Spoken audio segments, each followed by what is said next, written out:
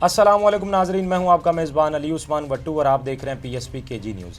नाजरीन, कुछ मज़ीद खबरों और अपडेट्स के साथ आपकी खिदमत में हाजिर हुआ हूं। और कल का दिन जो है वो बहुत ही हंगामा खेज़ था। वकला के एहतजाज से उसका आगाज़ होता है और इख्तिताम हुआ एडिशनल जजेस की तैनाती पर। फिर सुप्रीम कोर्ट के अंदर क्या चलता रहा कल, क्योंकि एक एहतजाज बाहर था, एक एहतजाज अंदर हो रहा था, तो इंशाल्लाह उसके हवाले में आपके सामने रखूँगा।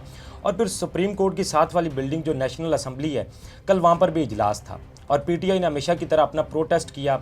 और एक बड़ा स्पेसिफिक वर्ड जो है PTI वाले हुकूमत के लिए इस्तेमाल करते हैं, तो कल वो इस्तेमाल करते हुए उन्होंने कुछ वीडियोस बनाई, आपने भी सोशल मीडिया पर देखी होंगी, बहुत वायरल हो रही थी, तो वो वीडियोस भी आपने देखी होंगी। फिर उसके बाद जो नेशनल असम्बली के अंदर की सूरत हाल थी, तो PTI के लोगों ने प्ले कार्ड्स पकड़ रखे थे और वो अपना एहतजाज उन्होंने रिकॉर्ड करवाया।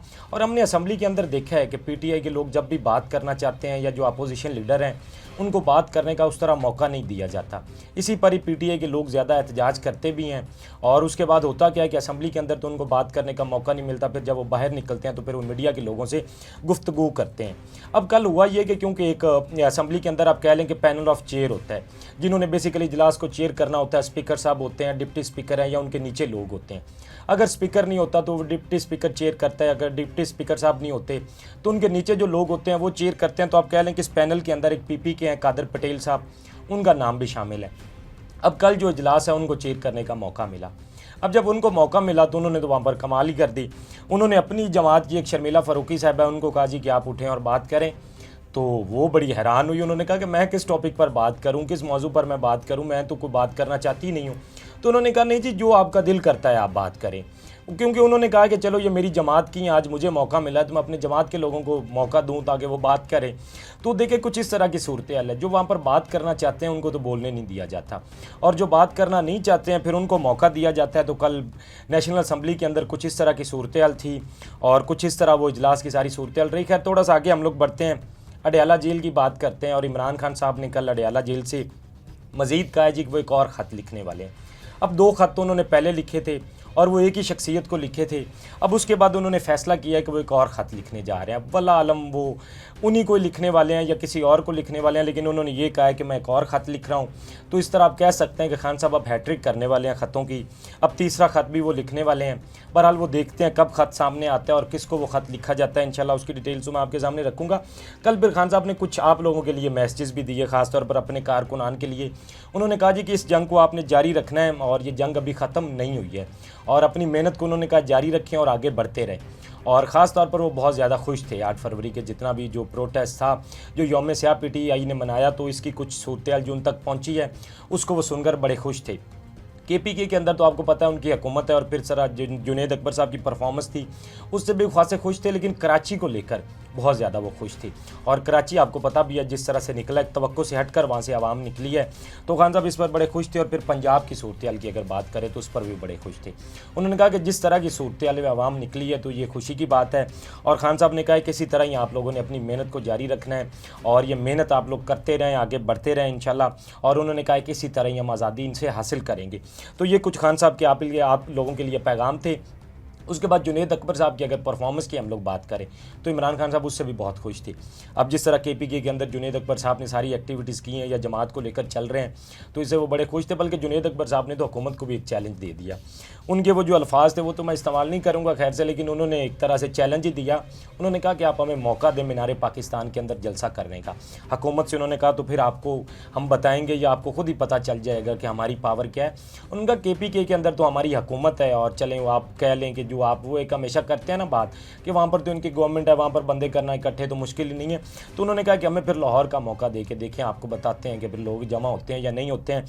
उन्होंने कहा कि हम अपने वसाइल भी इस्तेमाल नहीं करेंगे, बस आप हमें इजाज़त दें और आप देखें कि हम मीनार पाकिस्तान करते क्या हैं। तो जुनैद अकबर साहब आप कह लें कि फ्रंट फुट पर खान साहब के खिलाड़ी खेल रहे हैं और हुकूमत के लिए उन्होंने बड़ी मुश्किलात क्रिएट की हुई हैं। और मैंने आपको बताया था फिर PTI के अंदर अब कुछ मज़ीद तब्दीलियाँ भी होनी हैं, कुछ नए लोग भी आएंगे और एक नए प्लान के साथ अब खान साहब कुछ चीज़ें करने जा रहे हैं।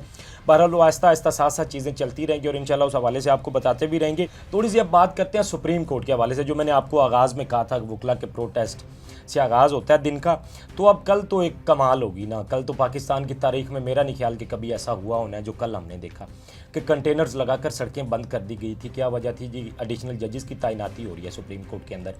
बल्कि एक दिन पहले ही इस्लामाबाद पुलिस की जानिब से बताया गया जी कि रोड प्लान जब उन्होंने दिए तो बताया गया कि ये रोड यहाँ से बंद होगा, ये रोड यहाँ से बंद होगा। तो सारे हम लोग हैरान हुए कि क्या वजह बन गई, इस्लामाबाद में ऐसा क्या होने जा रहा है कि दोबारा से सड़कें बंद कर रहे हैं। तो बाद में पता चला जी कि कल जो है वो जुडिशल कमीशन का इजलास है और जजेस की तैनाती होनी है, तो कुछ वकला ने एहतजाज वगैरह करना है, तो इसलिए जो है वो सड़कें बंद की जा रही हैं। तो ये पाकिस्तान की तारीख में आप कह लें कि एक नई चीज़ थी कि सड़कें बंद करके जजेस की तैनाती करना। खैर वकला ने कल अपना एहतजाज तो किया, लेकिन वो उतना मौसर एहतजाज आप कह लें कि नहीं था। वकला जमा ज़रूर हुए, मुख्तलिफ टोलियों के अंदर वकला निकले, उन्होंने अपना एहतजाज रिकॉर्ड करवाया, लेकिन वो आप कह लें कि एहतजाज भी कोई काम ना आया। तो फिर 2 बजे जाके जुडिशल कमीशन का जो है वो इजलास हुआ और उस इजलास के अंदर आप कह लें कि जजेस की तैनाती हो गई और आमिर फ़ारूक साहब की भी आप कह लें कि तरक्की हो चुकी है। वो अब इस्लामाबाद हाई कोर्ट से सुप्रीम कोर्ट की जानिब आ जाएंगे और उनके अलावा भी कुछ जजेस आए हैं। खैर उसकी थोड़ी सी चल के आगे बात आपको बताता हूँ कि फिर क्या सूरत थी। लेकिन इमरान खान साहब के केसेस के हवाले से भी कल उन्होंने बात की, क्योंकि ये एक बात की जा रही थी जिस तरह जजेस की तैनाती हो रही है, या आप कह लें सुप्रीम कोर्ट के अंदर भी अब हुकूमत अक्सरियत में आ चुकी है, उनकी अक्सरियती जज आ गए हैं, तो अब वो अपनी मर्ज़ी के फैसले या जो चीज़ें हुकूमत करना चाहती है सुप्रीम कोर्ट के अंदर वो कर सकती है। तो ऐसे में लोग सोच रहे थे कि खान साहब के केसेस के हवाले से ये बहुत ज़्यादा सवाल आते कि अब खान साहब अपने केसेस कहाँ लेके जाएंगे। तो कल इस पर भी खान साहब ने स्टेटमेंट दी। उन्होंने कहा जी कि केसेस कोई भी जगह हो और कोई भी जज हो, मुझे इससे कोई मसला नहीं है और ज़ाहिर बात है मैं इन्हीं के सामने अपने केसेस लेके जाऊँगा। और खान साहब के पास रास्ता भी यही है, उन्होंने कहा कि मैं इनके सामने केसेस लेके जाऊंगा, वो मेरे हक में फैसला आए या मेरे खिलाफ आए, लेकिन केसेस तो जाहिर बात है इनके सामने जाने। लेकिन जो अदलिया का हाल हो चुका है, अदलिया ने बिल्कुल एहतियात डाल दिए और अब तो जिस तरह की सूरत बनती जा रही है, कल भी जिस तरह मैं आपको बता रहा हूँ, तो अगर इसका हम देखें ना कि आगाज़ कहाँ से हुआ था, बेसिकली ये सिलसिला शुरू कहाँ से हुआ, तो ये सिलसिला शुरू हुआ था 2023 में, जब खान साहब ने कह लें कि असम्बलियाँ तहलील की थी, केपी की असम्बली और पंजाब असम्बली। जब उन्होंने तहलील की थी तो जो उस वक्त के आप कह लें कि चीफ जस्टिस ऑफ पाकिस्तान थे उमर अताब बंदयाल साहब, उन्होंने फिर इस पर फैसला दिया था और उन्होंने कहा था जी कि 14 मई को इलेक्शंस करवाए जाएं।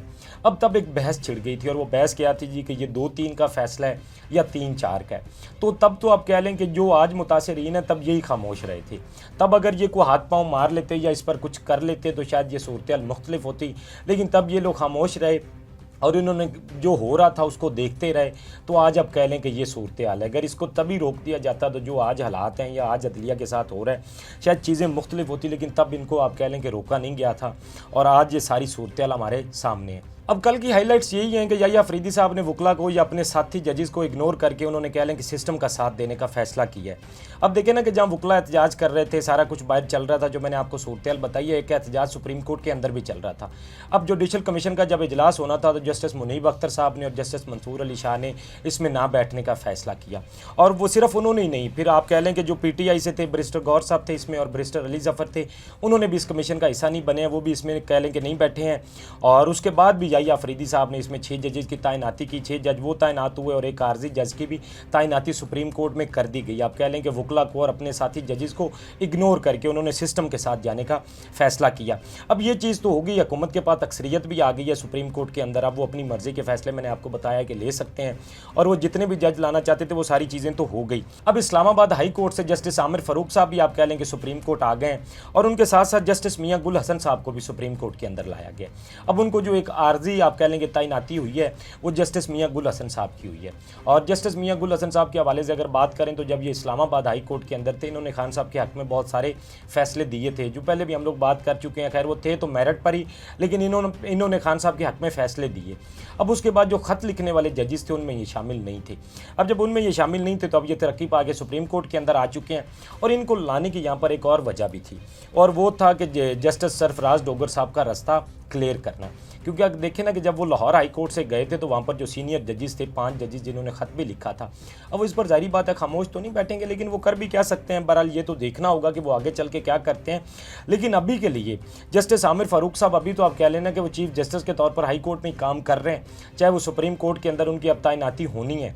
तो वो जाते जाते उन्होंने बहुत कुछ किया है और बड़े सारे उन्होंने आप कह लें कि चीज़ों को निपटाया। उसमें एक चीज़ उन्होंने ये भी निपटा दी है, जो सीनियरिटी लिस्ट उन्होंने बनाई थी और जस्टिस सरफराज डोगर साहब को टॉप पर रखा था था, वो उन्होंने कहा है जी कि वो बरकरार रहेंगे और उनको हल्फ लेने की ज़रूरत नहीं है। जो बाकी भी जजेस आए हैं उनको हल्फ लेने की ज़रूरत नहीं है और वो इसी तरह ही अपना काम रखें, जारी रखेंगे और सीनियरिटी बेस पर उनको सबसे टॉप पर रखा है। अब जो अगले मुमकिन तौर पर, बल्कि मुमकिन तौर क्या लग ही यही रहा है कि सरफराज डोगर साहब ही अगले चीफ जस्टिस होंगे इस्लामाबाद हाई कोर्ट के। बहरहाल जब वो नीचे वाले जजेस हैं, अब इस पर वो कुछ ना कुछ तो करेंगे, ऐसे खामोश तो वो नहीं बैठेंगे। और वो क्या कर सकते हैं, क्या करेंगे, इंशाल्लाह ये तो फिर आने वाला वक्त बताएगा। जो चीज़ें होंगी वो मैं आपके सामने रखूँगा। और ये आप कह लें कि सारी कल की वो सूरत हाल थी। अब ये जो इस्लामाबाद हाई कोर्ट के अंदर भी चेंजेस हो रहे हैं या सुप्रीम कोर्ट के अंदर भी नए जजेस लाए गए, सारा मकसद यही है। और जब इसमें यानी तरमीम करने का ही मकसद यही था कि जो आप कह लें कि अदलिया का बचा कुचा कुछ साख्त है उसको भी इन्होंने बिल्कुल ख़त्म कर दिया है। और अब अदलिया अपनी मर्ज़ी के जजेस लाएंगे, अपनी मर्ज़ी के फ़ैसले लेंगे और कुछ इस तरह की सूरत रहेगी। बहरहाल खान साहब ने भी कहा है कि इसी अदलिया के सामने भी उन्होंने अपने केसेस लेकर जाने और आने वाले वक्त में क्या कुछ होता है, चीज़ें किस तरफ जाती हैं, इंशाल्लाह उस हवाले से भी आपको अपडेट करते रहेंगे। अपने फीडबैक से हमें ज़रूर आगाह कीजिएगा। अब तक के लिए इतना ही। अपने मेज़बान को दीजिए इजाज़त। अल्लाह निगहबान। इस तरह की और वीडियोस देखने के लिए सब्सक्राइब कीजिए हमारा चैनल और देखते रहिए PSP KG न्यूज़।